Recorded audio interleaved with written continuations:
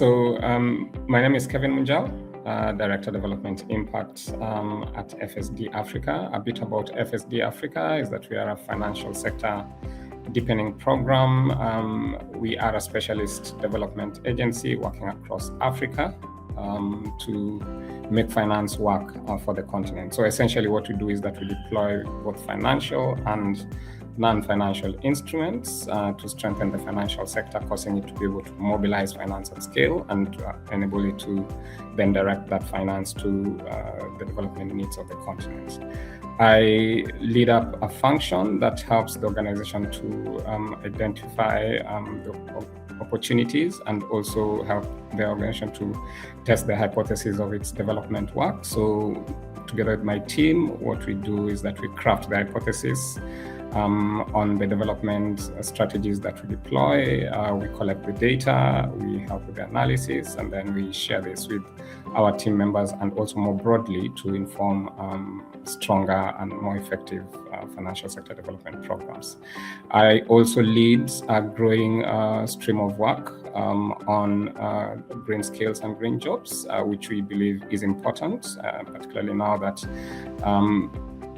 the green transition is taking root on the continent, and what we want to ensure is that it does not leave those who need the economic benefits behind. And so business as usual development has perpetually left some parts of the population behind, and we think that the green transition provides an opportunity for us to change that narrative, and it provides an opportunity for us to reach those who have not reached before. And so essentially, if we are transitioning, it means then that the populations who would need the jobs, who need to benefit from the economic opportunities presented by the green transition, then are prepared to take up those opportunities.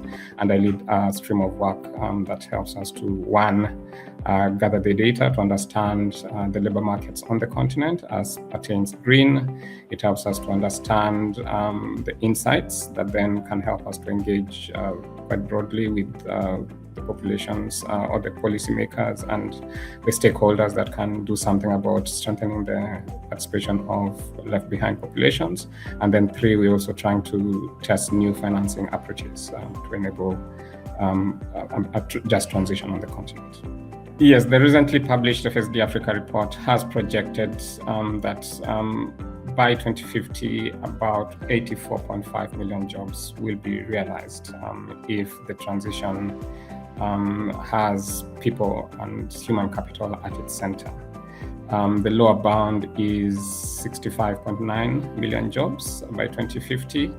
And the difference of about 18 million jobs is really dependent on how, one, finance is directed, to which value chains it is directed.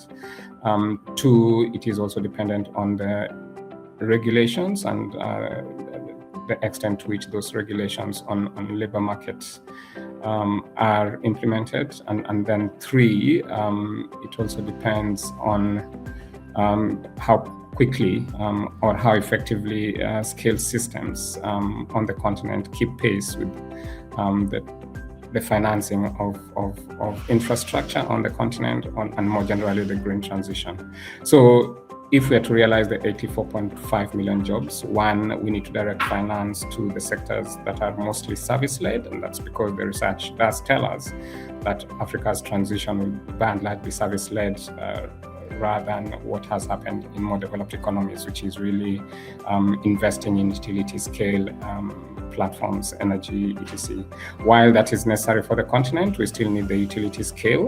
What the report says is that we need to give adequate attention to the service-led sectors. And one is clean cooking, the micro distributors, the maintenance technicians, the community agents, all those are part of what can be counted as the jobs that are being created by the green transition. And so directing finance into sectors that support such types of jobs is necessary. So the data that we have indicates that at least 45% of African countries have clean cooking targets in their NDCs. The challenge is the operational enforcement frameworks to ensure that this is realized. Additionally, about 13 African countries have published their e-mobility strategies. Those need to be implemented if those sectors are then going to create the jobs that are necessary and then are needed. And then finally, the point on skills is that by and large, vocational training institutions are reliant on legacy technologies, are still training based on legacy technologies. That needs to change. We need to have trainings adopting modules that enable the trainees or the young populations participating in those trainings to understand, for instance, the Internet of Things, remote management of green infrastructure or green assets. They are empowered on carbon monitoring and reporting and verification, as well as on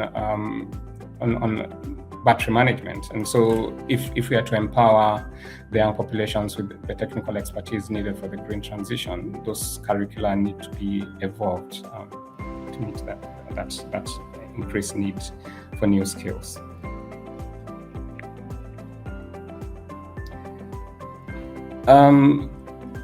One, I think we need to appreciate that, and this is again based on experience, is that vocational training institutions can be quite bureaucratic, and influencing their curricula will obviously take time. And so the approach to try and ensure that training and skill systems meet demand needs to be multi-pronged. One, we obviously need to continue incentivizing vocational training institutions to update their curricula to meet the needs of the current population and to supply skills for the jobs of the future. But two, there are also other things that can be done, so and perhaps do not need regulations or urgent regulations to test them out. And one is the recognition of prior learning. We know that because of Africa's informality, the informality of Africa's labor markets, we have lots of people who are learning on the job. And so what are we doing, or what can we do to ensure that people who learn on the job are recognized? And that could mean that they could be issued with certificates based on, or even digital recognition of the skills that they've gained. The next thing is obviously the directing of finance, more generally, because without finance, it's not going to be possible. And so directing of finance to ensure that even those who are in business, the micro distributors, as well as the sellers of clean cooking products, do have the finance that enables them to scale their businesses, and that way then be able to build the information that can be used by financial institutions that would want to extend credit but do not have the collateral or the information that helps them to understand the credit risks of those they will be lending to. Indeed, less than 1% of climate finance is currently going to skills development. Ultimately, what FSD Africa is driving for or motivating for is the increased allocation of private finance to workforce training and workforce development. It's only through private finance that big ambitions on skills development can be realized. One, we understand that world over, public financial allocation to education has been reducing. And that provides an opportunity for innovative private financing instruments to draw in or mobilize more capital into the skills area. So this applies as well to climate interventions more generally. One, we could start with concessional capital, which requires or mandates the allocation of a certain percentage of that capital to the building of capacity, and as much of it will be directed to infrastructure initiatives. So a portion of the money allocated to infrastructure projects can go towards skills enhancement. To my earlier point, the issue of ensuring that we are thinking hard about creating the assets that then are able to attract private capital. And so, for instance, can carbon revenue generated from carbon assets that underlie investments in the green sector be used to partly finance skills development? I think that there is an opportunity for us to test that hypothesis.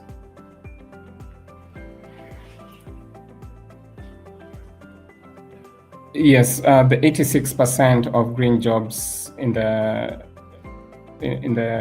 green sector are indeed going to be informal, and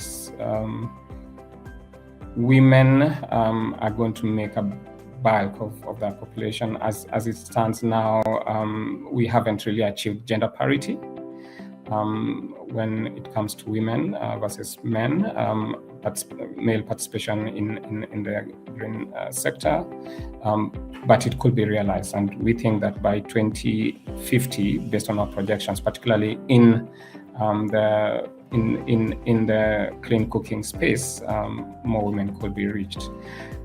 The challenge with informality is obviously the issue that many of those who participate in these sectors do not have the social protection.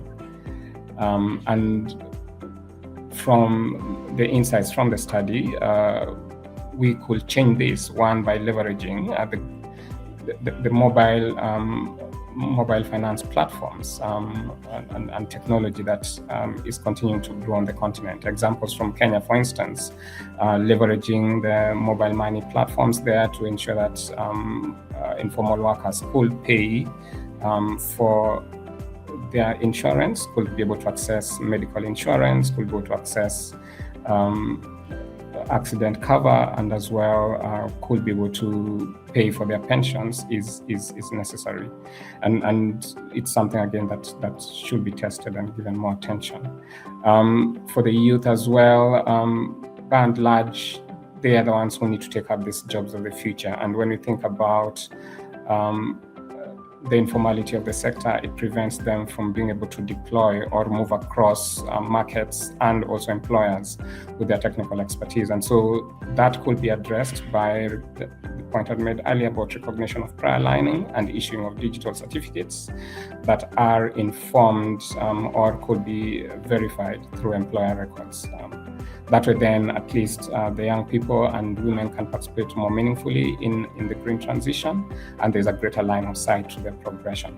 Another point I should mention for women is that the care burden is obviously weighted more towards women than towards men. And the issue with that is that women are not then able to take up even the formal jobs because of the demands of the formal sector. And so that in a way slows down the progression. And that's as well something that should be looked at by policymakers and should be corrected.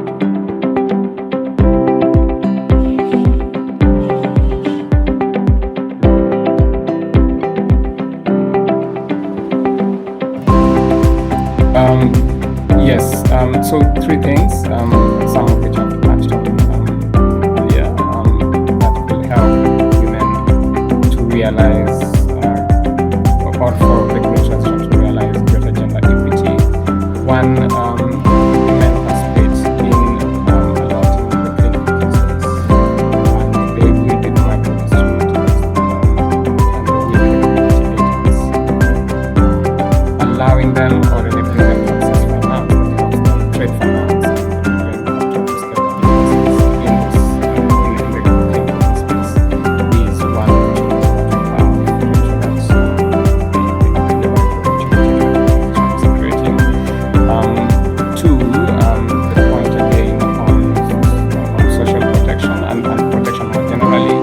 creating environments that are attractive to women because they feel secure working in these spaces.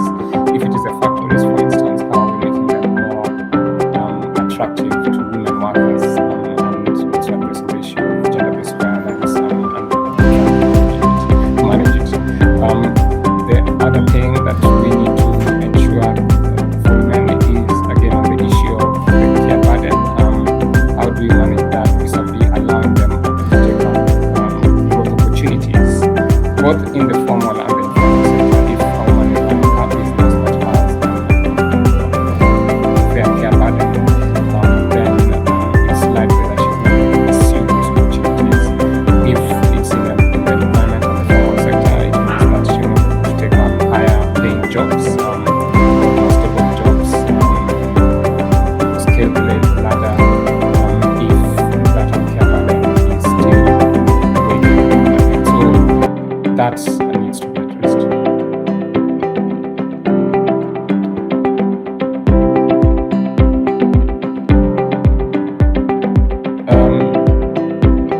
I will pick two main value chains that would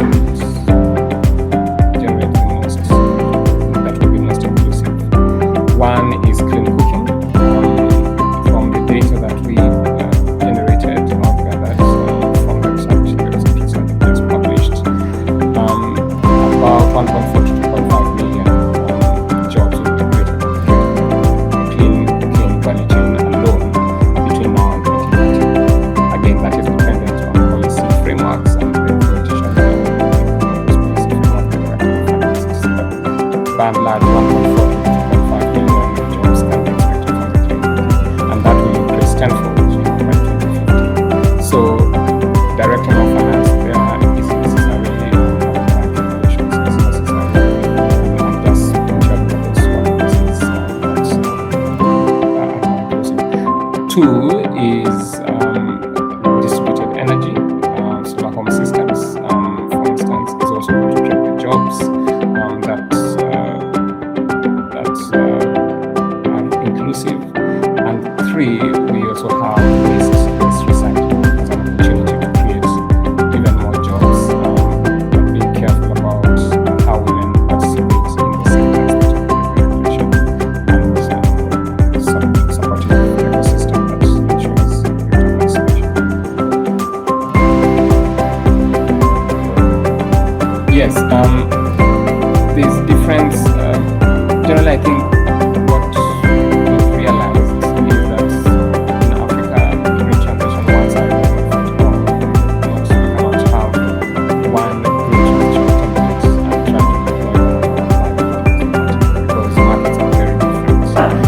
The study that we did focused on three markets: Nigeria, South Africa, and Kenya. In Nigeria, by and large, this sector is the formal. So most of the jobs that will be created will be in the informal sector, nano entrepreneurs, the micro entrepreneurs, and so directing finance to enable those businesses to scale big. Not trying to cause those businesses to be formal, but really going into the informal and possibly the creation of better jobs, working in the informal sector to deliver better outcomes more generally. So in Nigeria, 87% of the jobs will be formal. In South Africa, 7% of the jobs will be formal. The challenge in South Africa is mostly that women female participation has been starting at 25%. And so the issues about getting the industries in South Africa to be more inclusive, to enable women to participate more on the issue of protection in the workplace is going to be important if that 25% change. And then in Kenya, what's with Kenya is that we're already quite advanced in the e-mobility sector, and there are already policies in place, and there is a lot of attention, finance being directed to e-mobility. Additionally, we have a vibrant mobile money network, and those that can be leveraged to ensure that protection, for instance, is made accessible, social protection is made accessible to workers. So those differences are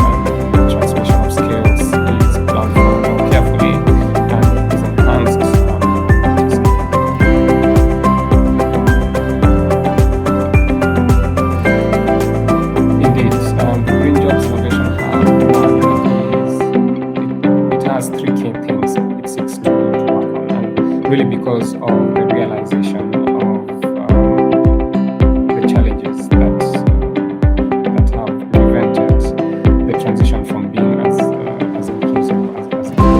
One, we talked about learning institutions still being led by legacy or basically their training styles, the curriculum, legacy technology. We have governments who need a better understanding of where opportunities, the job creation opportunities might be. We have investors who want to support the job access agenda, but need to identify or be guided by where such outcomes could be realized. And so all these players need to come together. One thing that we're trying to do through the Innovation Hub is to facilitate conversations amongst the different players in the sector to ensure that we are forcing the economy more beneficial, more inclusive. We are generating the data. We've now so far published 2 landmark studies. The most recent one was helping us to understand the supply and demand mismatches. The initial study, the one that we published in 2025, was just starting to get the continent to understand what the opportunity is, particularly for driving inclusivity. So the Green Jobs Innovation Hub, one, generates the data needed by stakeholders. It facilitates those conversations. And then more importantly, what we are scratching our heads on at the moment is what financing instruments or what innovation do we need to test to demonstrate the opportunity of leveraging private capital in advancing green skills development on the continent, and more generally advancing an even more effective and more sustainable green transition.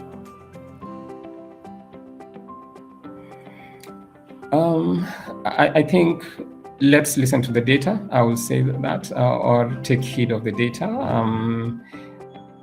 The green transition in itself is good, and I firmly believe that it will happen. What we need to be careful about is that it does not perpetuate the devils or the ills that affected or have affected business as usual development, where certain populations continue to be left behind. There's an opportunity for us to reflect on what the green transition could do differently, and I think there's a job for all of us, financiers, policymakers, training institutions, and regulators to ensure that there is inclusive development, and by and large, the green transition helps to address the poverty challenge that the continent continues to face.